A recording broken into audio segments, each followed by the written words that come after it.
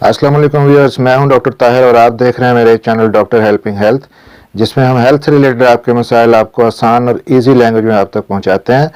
आज का जो हमारा टॉपिक है वो नहायत ही अहम है और वो है बेड वेटिंग। बच्चे बिस्तर पर पेशाब क्यों करते हैं, बच्चों का बिस्तर गीला करना, बिस्तर पर पेशाब करना, इसको हम मेडिकल टर्मिनोलॉजी में नॉक्टर्नल इन्यूरेसिस भी कहते हैं। तो आज हम बात करते हैं बेड वेटिंग के बारे में।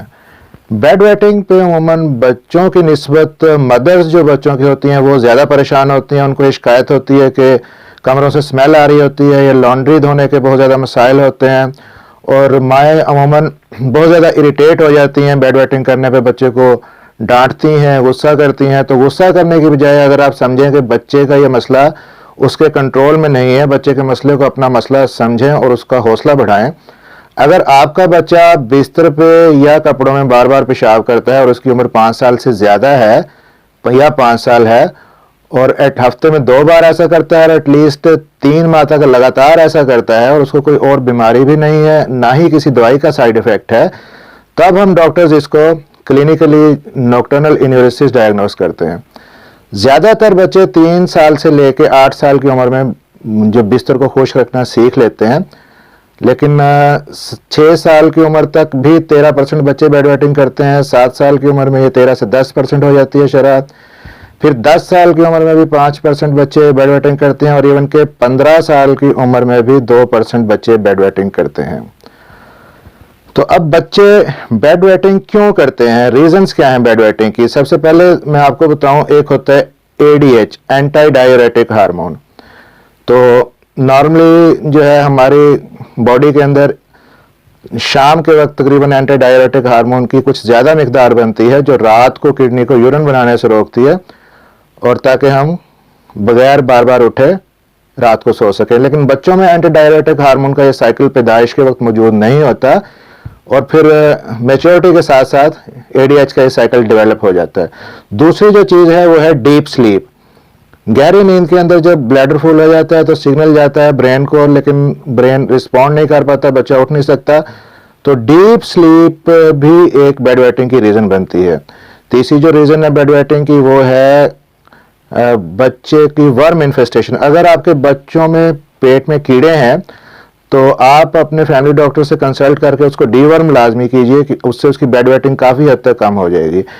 फिर अगर बच्चे को कॉन्स्टिपेशन है, कब्ज़ रहती है, उसकी कब्ज़ का इलाज कीजिए, कब्ज़ से भी बेड वेटिंग होती है। फिर अगर जो रीज़न है इसकी बेड वेटिंग की, बच्चे का मसाना चूँकि छोटा होता है अभी और वो ब्लैडर इतना यूरिन स्टोर नहीं कर पाता, ये रीज़न भी बनती है। इसके अलावा अगर घर के अंदर लड़ाई झगड़ा है, सोशल एंजाइटी है, बच्चे को स्ट्रेस बढ़ती है, पेरेंट्स का आपस में झगड़ा है, डाइवोर्स के मसाइल हैं, अलहदगी है, इन सारी चीज़ों से बच्चे को जो है ना वो स्ट्रेस बढ़ती है बच्चे की, जिसकी वजह से वो बेड वेटिंग कर सकता है। जो हैंडीकैप्ड बच्चे हैं, ज़हनी तौर पे माजूर बच्चे, उनके अंदर 3 गुना ज़्यादा चांसेस होते हैं बेड वेटिंग करने के। इसी तरह अगर जो स्लीप वॉकिंग है, बच्चे नींद में चलते हैं, वो नींद में चलते चलते उनको ऐसे लगता है कि जैसे वो बाथरूम में खड़े हैं और वहीं पे वो यूरिन कर देते हैं। स्लीप वॉकिंग के अंदर भी बेड वेटिंग ज़्यादा होती है। फिर अगर बच्चों में कोई ऐसी बीमारी है, फॉर एग्जांपल एडिनाइड हैं, टॉन्सिल्स हैं बच्चे के गले के अंदर, या बच्चा बहुत ज़्यादा स्नोरिंग करता है, खराटे लेता है सोते में, तो इन कंडीशंस के अंदर सोते हुए ऑक्सीजन प्रॉपर नहीं जाती ब्रेन को, जिसकी वजह से हाइपोक्सिया होता है और वो भी स्टिमुलेट करता है बेड वेटिंग को। फिर बेड वेटिंग का एक मैं आपको बताऊं नहायत ही स्ट्रॉन्ग जो फैक्टर होता है बेड वेटिंग का, जिसकी वजह से बच्चे बेड वेटिंग करते हैं, वो है जेनेटिक्स, मोरूसी। फैमिली हिस्ट्री जो है वो बहुत ज़्यादा काउंट करती है बेड वेटिंग में। अगर बच्चे के पेरेंट्स में दोनों बेड वेटर नहीं रहे तो 15% चांस होते हैं बच्चे में बेड वेटिंग करने के। लेकिन अगर पेरेंट्स में से कोई एक बेड वेटिंग करता रहा हो तो 15% से बढ़ के ये चांस 44% हो जाता है। और अगर पेरेंट्स दोनों ही बेड वेटिंग करते रहे हो तो 77% बच्चे में चांस होता है बेड वेटिंग करने का। और ऐसे पेरेंट्स तो फिर बच्चों को डांटना उनको नहीं चाहिए, तो क्योंकि ये जेनेटिक्स में है, मोरोसी है, उनका कोई इख्तियार नहीं है इसमें। फिर कुछ और बीमारियां भी ऐसी होती हैं जिनके अंदर यूरिन ज़्यादा आता है बच्चे को और बार बार आता है, उनको भी मद्देनज़र रखना चाहिए। रेयर होती हैं लेकिन फिर भी मद्देनज़र रखना चाहिए बच्चों में। एक तो डायबिटीज़ है बच्चों में, तो डायबिटीज़ की वजह से भी बाज़ बच्चे यूरिन बार बार करते हैं, लेकिन उसके साथ और अलामतें भी होती हैं, जैसे कि बहुत ज़्यादा भूख का लगना, बहुत ज़्यादा प्यास का लगना, बच्चे में वज़न का कम हो जाना, बच्चा लेथार्जिक होता है, एक्टिव नहीं रहता, तो ये उसके साथ मतलब सिम्टम्स होती हैं डायबिटीज़ में। दूसरी जो रीज़न है वो है यूटीआई, यूरिनरी ट्रैक्ट इन्फेक्शन अगर हो जाए, वो भी इस बार बार यूरिन आने की वजह बनती है। उसमें डॉक्टर जो है वो यूरिन एनालिसिस करवाते हैं, अगर उसके अंदर पस सेल्स वगैरह आ रहे हो तब बच्चे को एंटीबायोटिक दिया जाता है। इसके अलावा अगर कोई रीनल पैथोलॉजी हो तो उसमें कुछ इंडिकेटर हमें ब्लड प्रेशर एक मिल जाता है बच्चे का, कि अगर बच्चे का ब्लड प्रेशर ज़्यादा हो रहा है तो रीनल पैथोलॉजी हम सस्पेक्ट कर सकते हैं, उसमें भी यूरिन बार बार आता है। तो अब अगर आपके बच्चे की उम्र 5 साल से ज़्यादा है और वो अभी भी बेड वेटिंग करता है, तो आप अपने फैमिली डॉक्टर से मिलकर मेडिकल एडवाइस ले सकते हैं। आपका जो फैमिली डॉक्टर है वो आपको बच्चे की काउंसलिंग करते हैं डॉक्टर, और पेरेंट्स की भी काउंसलिंग करते हैं। इसके अलावा कुछ नेज़ल स्प्रे भी दे सकते हैं बच्चे को, जो रात के वक्त इस्तेमाल करवाई जाती है। फिर कुछ मेडिसिन खाने के लिए भी तजवीज़ की जा सकती है। ये डिपेंड करता है डॉक्टर पे, आपके फैमिली डॉक्टर आपको क्या एडवाइस देता है।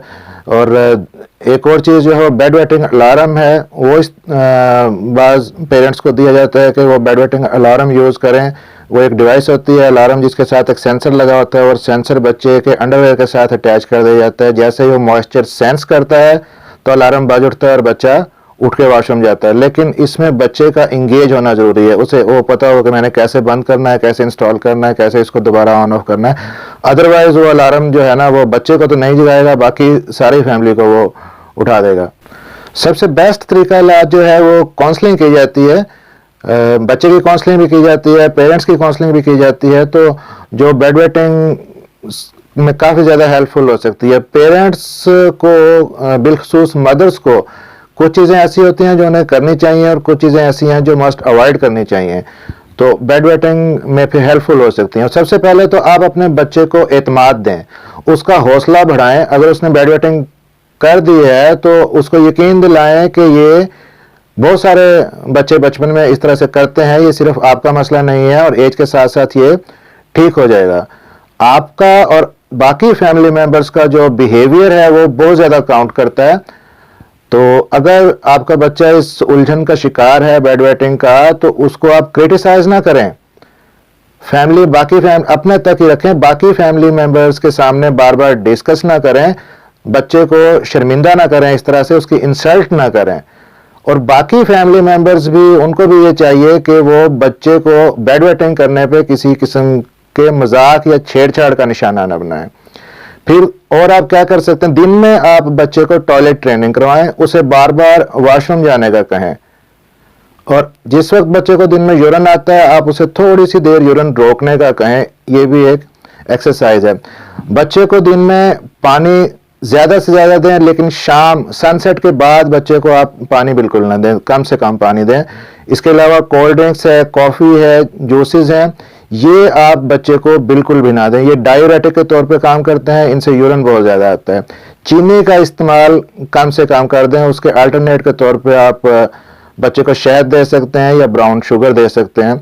बच्चे की जो जनरल हेल्थ है उसको बेहतर करने के लिए आप बच्चे की डाइट बेहतर करें, क्योंकि कमज़ोर बच्चों में बेड वेटिंग ज़्यादा होती है।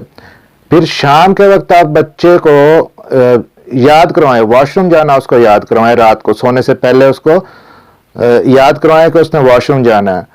और सोते हुए अगर बच्चा बेड वेटिंग करता है तो आधी रात के वक्त जब भी आपकी आंख खुलती है आप बच्चे को उठाएं, बाकायदा उसको जगाएं, उसके बाद उसे वॉशरूम जाने का कहें। बट मेक श्योर कि वॉशरूम और बेड के दरमियान का रास्ता बिल्कुल साफ होना चाहिए, वहाँ पे चीज़ें बिखरी ना पड़ी हों, रोशनी का प्रॉपर इंतज़ाम हो। और रात को सोने से पहले आप मैट्रेस पे प्लास्टिक कवर डाल लें।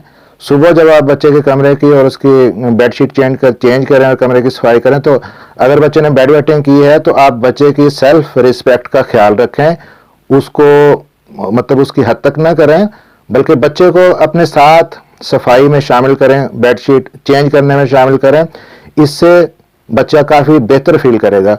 और जिस दिन बच्चे ने बेड वेटिंग नहीं की है तो उसको अप्रिशिएट करें, उसको कोई रिवार्ड दें, बच्चे को कोई एक खूबसूरत सा कार्ड बना दें, कुछ स्टार्स दें, उसको स्टिकर्स दें कि हर सुबह जब वो उठे उसने बेड वेटिंग नहीं की हो तो एक स्टार और एक स्टिकर यहाँ पे लगाए। तो बेड वेटिंग जो बेसिकली डेवलपमेंटल डिले है, immaturity of the nervous system है। ज्यादातर बच्चे बगैर इलाज के ही बेड वेटिंग करना बंद कर देते हैं। तो लेकिन यहां पे काउंट करता है आपका बिहेवियर, आपका सख्त रद्द-ए-अमल आपके बच्चे को नफ्सियाती और जहनी मरीज बना सकता है। उसके लिए नफ्सियाती और जहनी उलझनें पैदा हो सकती हैं। इसलिए अगर बच्चा बेड वेटिंग करता है तो उसको आप हौसला दिलाएं और उसको आप यकीन दिलाएं कि उसका ये मसला हल हो जाएगा, इसमें उसका कोई फॉल्ट नहीं है। तो आई होप कि वीडियो आपको पसंद आई होगी। हेल्थ से रिलेटेड मजीद इंफॉर्मेटिव वीडियोस देखने के लिए आप हमारे चैनल को सब्सक्राइब कर सकते हैं। वीडियो अच्छी लगी हो तो लाइक कीजिएगा, शेयर कीजिएगा और अपना ख्याल रखिएगा।